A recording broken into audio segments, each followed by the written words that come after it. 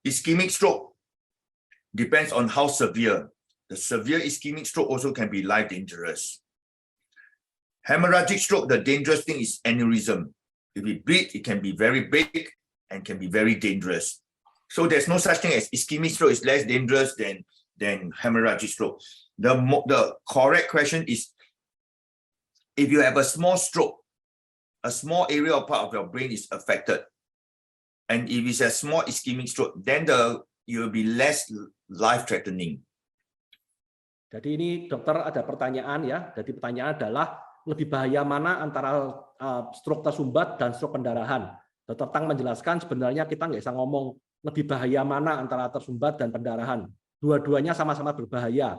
Kalau yang tersumbat pun kalau areanya besar dan posisinya juga jelek itu bahaya banget, apalagi besar lokasinya. Jadi yang penting itu adalah seberapa besar daerah yang terkena stroke. Kalau semakin kecil daerahnya yang kena stroke, areanya artinya berarti juga mungkin tidak terlalu berbahaya dibandingnya areanya besar. I illustrate with examples. Nah, jadi ini contohnya. If you have a massive stroke on the back, cerebellum, you come late, you can die. Nah, jadi ini ada contohnya kita dapat stroke di cerebellum di belakang ya. It's kita an ischemic stroke. Meninggal. Ischemic stroke, you can die. You come late. Padahal itu sumbatan dan meninggal langsung. If you come early, whether ischemic or hemorrhagic stroke on the back, you do the surgery properly, you can save your life. Nah, jadi apapun stroke-nya, pendarahan atau sumbatan di cerebellum misalnya, kita segera melakukan tindakan bisa hidup dibanding yang tadi yang terlambat. Okay, if you have a small stroke in some part of the body, say in the deep part of the brain, but your left arm, left leg cannot move, you suffer this deficit, but it doesn't cause you to die. Nah, jadi ketika ada serangan stroke kecil di otak kiri kita, mungkin areanya sangat kecil sekali, kita mengalami gangguan di sisi kiri kita, pelemahan. Tidak berbahaya dan kita tidak akan mati. But if that small ischemic stroke is no problem, but if it's an aneurysm stroke, you got some small bleed that you realize, oh, severe headache, and you don't treat early, the next aneurysm can rupture and can die. So if you have an aneurysm stroke, even though it's small, you better have it treat early because the next bleed can die. Nah, ini bedanya gini, ini ketika kita ada stroke pendarahan, areanya kecil, ada aneurisma kecil, tapi kan sama-sama kecil sama sumbatan tadi. Tapi bedanya adalah ketika aneurisma ini pecah kecil aja, nanti yang berikutnya tuh pecahnya pasti lebih besar dan kita akan meninggal gara-gara itu. So I hope this help to illustrate is the question is not a valid question. I already illustrate to you what is big and what is small, and you need to know the underlying cause. All right? Okay. It's not so simple, so straightforward. Okay? Nah, jadi ini gambarannya, jadi bukan seperti pertanyaan tadi itu tidak sama sekali tidak valid mana yang berbahaya, tapi kita harus lihat kondisinya dulu karena tidak bisa kita tentukan.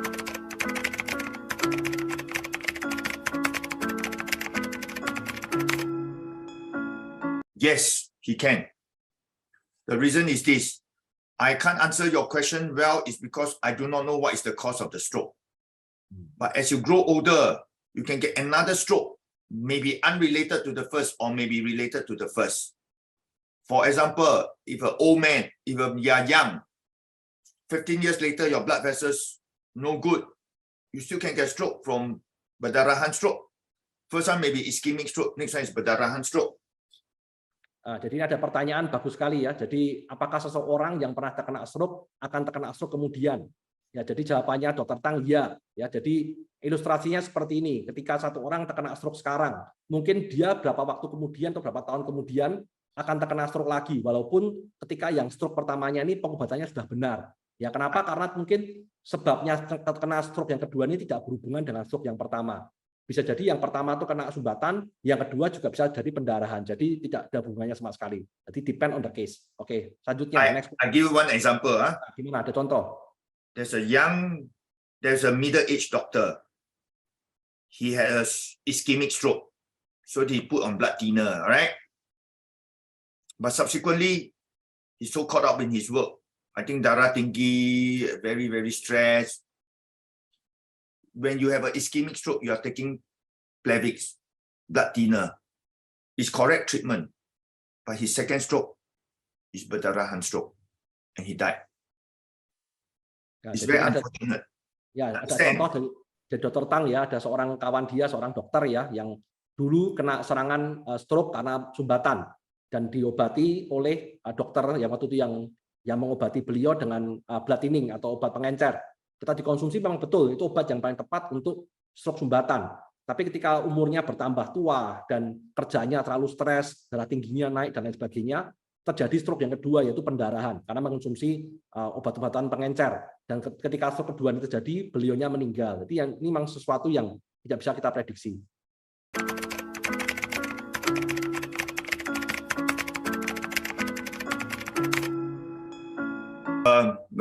This health screening for stroke is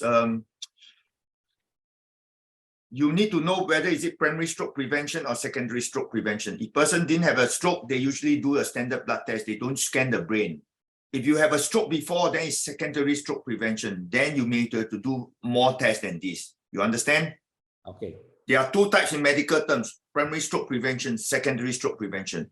Primary is like me. I never have a stroke before. I go see doctor. I have no risk factor. I have no darah tinggi. I don't smoke. I don't do anything. Then just do a blood test, everything okay, bagus, pulang. Then you have secondary stroke, you have stroke before, you have high blood pressure, diabetes. Then I need to prevent stroke. I need to check all this, check all the factors, do more blood tests, and then prevent a stroke. So your question is a very big question. I do not know how to answer you. Jadi ada pertanyaan yang sangat bagus ya, yaitu adalah bagaimana kita bisa melakukan general check-up untuk stroke ini. Dan Dr. Tang menjelaskan apakah kita harus tahu dulu pertanyaannya itu kita tuh mau, jadi ada dua macam pencegahan. Pencegahannya adalah mencegah primary stroke atau stroke utama atau mencegah stroke yang kedua, secondary stroke. Jadi kalau kita mau mencegah stroke yang pertama, kita tuh nggak usah scan, nggak usah macam-macam, hanya dengan cek darah aja cukup. Ya karena kita mungkin tidak pernah kena stroke sebelumnya. Kita hanya singkirkan saja faktor-faktor resikonya. Kalau kita sudah pernah kena stroke yang pertama, ya kita mungkin perlu melakukan banyak hal yang lain, misalnya scan dan lain-lain. Nanti dokter akan bantu, perlu ngecek apa aja ya. Jadi ini pertanyaannya terlalu luas menurut Dr. Tang seperti itu. If you worry, go to see your doctor for it. If you go to see your doctor for it. Can you say that first? Yap, jadi kalau kita ada khawatir ya kita ketemu dokter aja dan tanyakan. If your doctor cannot give you a good satisfactory answer, look for me lah. Jadi kalau datang dokternya ya dan masih merasa tidak puas dan masih bingung, ya bisa ketemu Dr. Tang, nanti dijelaskan pasti.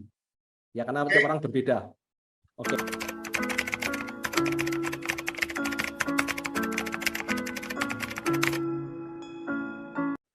In regards to this question about your mother having ischemic stroke last year, she must continue her medicine to prevent the stroke. I'm not too sure what is this injection. Oh no, I'm coming. Give me a while more. Okay, bye. I do not know what is the medicine injection. Is it related, not related? Most important, she must continue the blood thinner. All right. And then she must control any high blood pressure, diabetes, and then drink plenty of fluids to make sure that it's okay. I'm not too sure what is your injection medicine. Oke, jadi ini ada pertanyaan. This stroke can happen again if you didn't take care of all your risk factor. Oke, jadi ini akan cepat sedikit ya. Ada pertanyaan seorang ibu ya, katakan stroke penyumbatan, dan tanyakan apakah akan bisa terjadi lagi. Dr. Tang menjelaskan yang terpenting adalah yaitu obatnya diminum ya, karena yang itu kan obatnya dengan injeksi. Dr. Tang nggak tahu yang diinjek apa, tapi diasumsi aja itu mengobati gitu aja. Jadi ketika diobati dengan baik, dijaga kondisinya, diabetesnya, tekanan darahnya, ya kita harapkan nggak ada serangan kedua. Tapi apakah bisa kena serangan kedua dengan tersumbat? Jawabannya ya, apalagi kalau kita tidak menjaga kondisi kita dengan baik.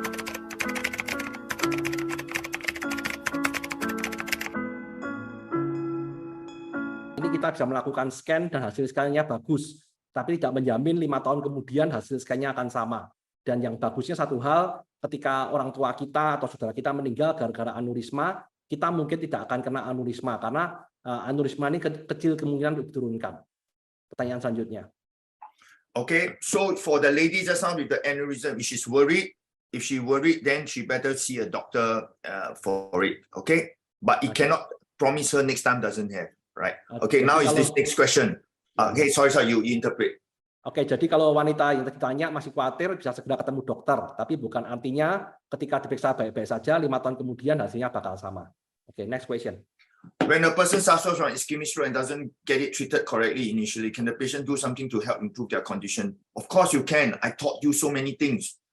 take care of your life factors, the lifestyle factors, take care of all the risk factor of high blood pressure, high cholesterol, diabetes, smoking. These are the 4 things. Drink plenty of fluids to make sure that your ischemic stroke is well controlled.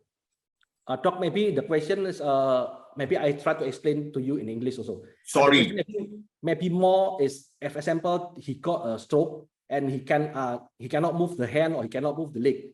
But can you, I mean, after a while, maybe after a year or 2 years, can you still treat the patient to help to him to able to move the body? Okay, I got you. So the thing is that what is the side effects of this stroke? Yes. Like weakness, numbness, pain, depression, a lot of factors. Some things we can help, some things we can't. We can help to improve. Like weakness, we can help to do Botox, come early. We help to do Botox, we help to do physiotherapy, improve, then give brain tonics, and then come. That is the thing. That's why I tell you, I cannot do in one time. Cannot do in this part 1 and sudah habis. Cannot, impossible. Right? So just to tell them, say that there are many aspects. Some people have pain. So we need to treat with medicine to improve the pain. His pain better, his depression will get better. A lot of factors.